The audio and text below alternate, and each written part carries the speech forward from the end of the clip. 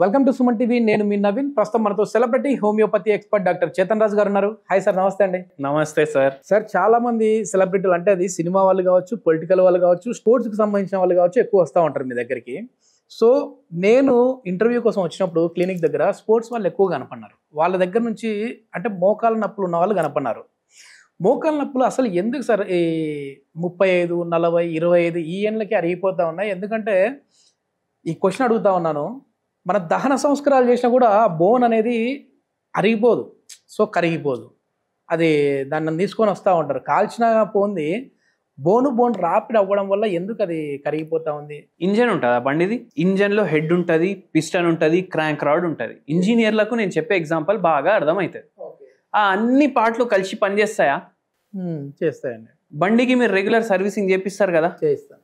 ఎందుకు చేపిస్తారు? ఆ పార్ట్లు అన్నీ కరెక్ట్గా పనిచేయాలనేసి. మీరు సర్వీసింగ్ చేపియలేదు, బండి నడుస్తూనే ఉంది. బండికి సర్వీసింగ్ చేపించిన తర్వాత కూడా ఒక 5 ఏళ్ళ 10 ఏళ్ళ తర్వాత మీ బండి ప్రాబ్లంలు ఇస్తుందా, ఇవ్వదా? ఇస్తుంది. అంటే దాని లైఫ్ అయిపోయినట్టు కదా. స్టీల్ ఉంటాయి కదా పార్ట్లు, అవునా కదా? స్టీల్ పార్ట్లే ఖరాబ్ అవుతున్నాయి. వేర్ అండ్ టేర్ అంటారు దాన్ని. స్టీల్ పార్ట్లే ఖరాబ్ అవుతున్నాయి, కాల్షియం పార్ట్లు ఖరాబ్ కావా? ఓకే, అవుతాయి కదా.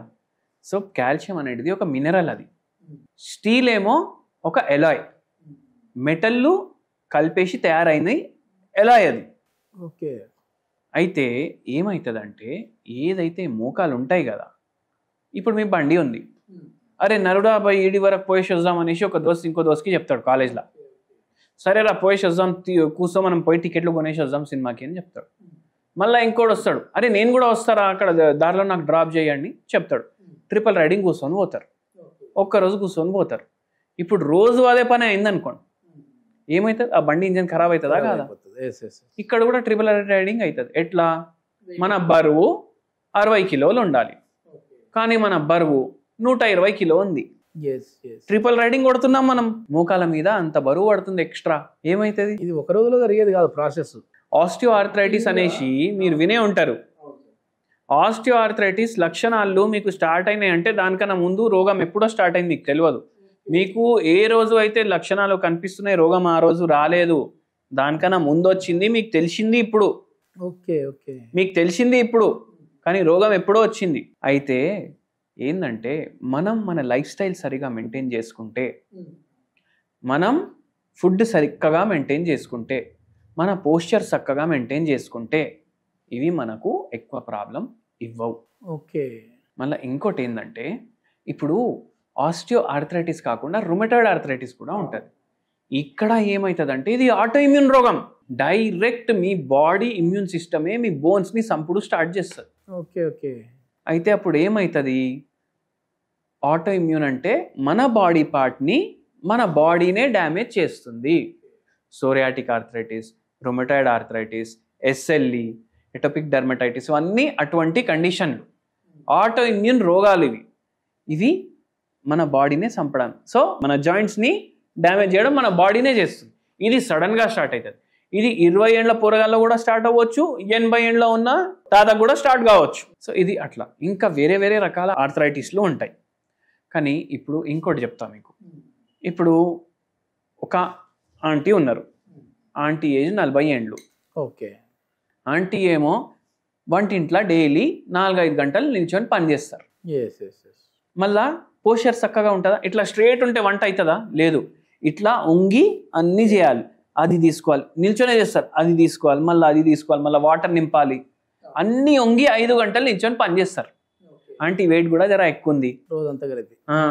మళ్ళీ ఏమవుతుంది? ఆంటీ మొక్కలు అట్లనే ఖరాబ్ అవుతాయి. సో వంటింట్లో మన లేడీస్ అందరు పని చేస్తారు కదా, వాళ్ళు వాళ్ళకు వచ్చే రోగాల గురించి ఏమనుకోకుండా పనిచేస్తారు. ఇప్పుడు మనం ఆఫీస్లోకి పోతాం, అరే ఏసీ పని చేస్తలేదు, ఫ్యాన్ పని చేస్తలేదు, ఇంటర్నెట్ చక్కగలేదు, మనకు 100 కంప్లైంట్లు వస్తాయి మనకంటే ఎవరికన్నా. సో వీళ్ళు ఏం కంప్లైంట్ చేయకుండా పనిచేస్తారు, మళ్ళీ వాళ్ళకి శాలరీ కూడా దొరకదు, రోగాలు వస్తాయి, అవునా కదా? బోనస్గా. సో అట్లా మళ్ళీ స్ట్రెస్లు ఉంటాయి. అరే బాబా స్కూల్కి పోయిండా లేదా, తిన్నడా లేదా, వస్తాడా, బాబు పెళ్ళి ఎప్పుడు అవుతుంది, పెళ్ళైనాక మళ్ళీ ఇంకో టెన్షన్, పిల్లలు ఎప్పుడు పుడతారు, పిల్లలు పుట్టినాక ఆ పిల్లలను చూసుకోవడం, మోకాలు నొప్పులు ఉన్నాయి, ఇంకా వేరెంటేర్ అవుతుంది, కింద కూర్చోడానికి రావట్లేదు నాకు, పిల్లల్ని చూసుకోవాలి, దాంట్లో ఇంకా వాళ్ళ ఫుడ్ డిస్టర్బ్ అవుతుంది. సో అందుకే మీరు చూడండి లేడీస్లోనే ఎక్కువ కనిపిస్తాయి మోకాల నొప్పులు. Yes yes yes. అండ్ బరువు మొత్తం ఇవే వేరు చేస్తాయి. సో అందుకే మోకాలు పాడవడానికి మెయిన్ కారణం పోస్చర్ ఒకటి, ఫుడ్ ఒకటి, వెయిట్ ఒకటి. ఇప్పుడు మోకాల నొప్పులు అంటేనే చాలా వరకు కూడా సర్జరీల వరకు వెళ్తూ ఉంటారు. సో ఇది సర్జరీ చేయకుండానే హోమియోపతిలో దీనికి ట్రీట్మెంట్ ఉందండి మెడిసిన్స్ తోటి? ఇప్పుడు గ్రేడ్ 3 కానీ గ్రేడ్ 4 కానీ ఉంది, మోకాల్లో ప్రాబ్లం ఉంది. ఇట్లనే ఒక పేషెంట్కి కూడా ఉండే, ఆ పేషెంట్ హౌస్ వైఫ్. మళ్ళీ నేను ఇప్పుడు ఎగ్జాంపుల్ ఇచ్చినా కదా, సేమ్ ఎగ్జాంపుల్ క్లాసికల్ కేసు ఏంటంటే ఎంతోసేపు నిల్చొని పనిచేయాలి కిచెన్లో. ఓకే. బాసన్లు దోముడు కూడా కిచెన్లోనే. ఇప్పుడు నిల్చొని అవి వచ్చేసినాయి కదా, ఇంతకుముందు అంటే బయట కూర్చొని రుద్దుకుండా కూర్చుంటుండే. ఇప్పుడు గంటన్నర కూడా పడుతుంది అన్ని బాసన్లు దోమడానికి. నిల్చొని చేస్తారు, వంటలు చేస్తారు, బరువు ఎక్కువ ఉండే. అయితే మోకాలు ఖరాబ్ అయినాయి, ఆపరేషన్ చేయించుకునే పరిస్థితి కూడా అయింది. కానీ పెయిన్ మేనేజ్మెంట్ హోమియోపతి చాలా మంచిగా చేస్తుంది. Okay okay. పెయిన్ కూడా తగ్గుతుంది. అండ్ ఇప్పుడు చూడండి 70 years పేషెంట్ ఏజ్ ఉందనుకోండి, 70 yearsకి ప్రతి ఒక్కరికైతే మోకాలు నొప్పులు ఉండవు కదా. ఉండేటోళ్ళే ఎక్స్రేలు తీస్తారా లేదా? ఉండేటోళ్ళే తీస్తారు, లేని వాళ్ళు ఎందుకు తీస్తారు పోయి? అయితే ఏంటంటే 70 ఏళ్ళు ఉన్నోళ్ళకి ర్యాండమ్గా మీరు ఒక 100 మందిని తీసుకున్నారనుకోండి, వీళ్ళందరికీ ఎక్స్రేలు తీపిస్తే చాలా మందికి ఆస్టియోఆర్థరైటిస్ అని కనిపిస్తుంది. ఓకే, అరిగింటాయి.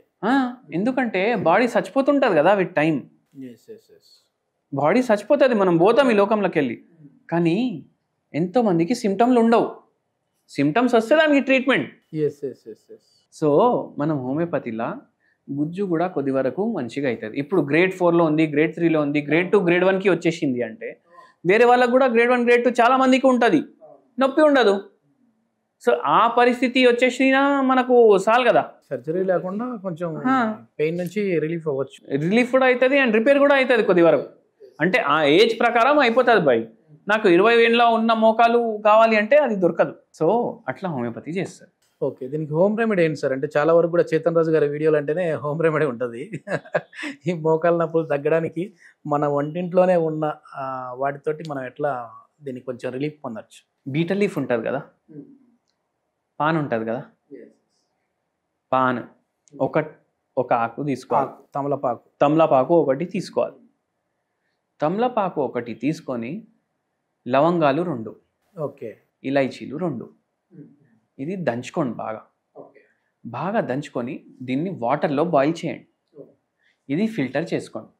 ఓకే, ఇది డైలీ తీసుకోండి ఒక్కసారి.